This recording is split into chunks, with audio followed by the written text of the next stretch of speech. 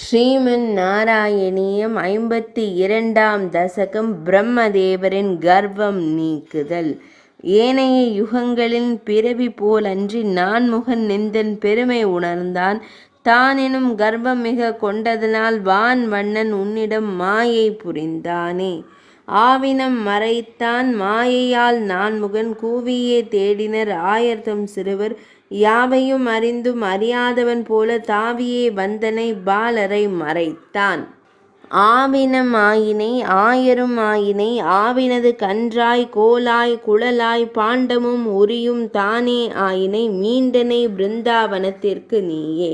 சகலமும் நீயே ஆகி ஆயர்பாடி சென்றடைந்தாய்.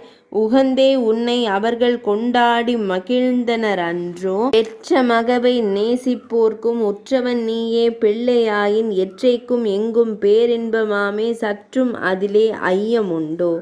ஒரு பொருளே இரண்டாகி வந்துற்ற போதும் கருமுகில் வண்ணனும் அண்ணனும் வேறே பலராமன் உணர்ந்தான் ஓராண்டின் பின்னே பலரும் கொண்டாடி மகிழ்ந்திருக்கையிலே.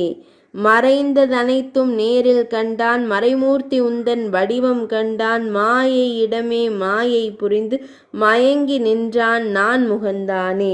கன்றும் பசுவும் சிறுவரும் ஆங்கே நன்றாம் உந்தன் வடிவாய் கண்டான் எல்லா வடிவும் பார்க்கடல் துயில அலைமகளோடு நால்வரும் தொழுதார்.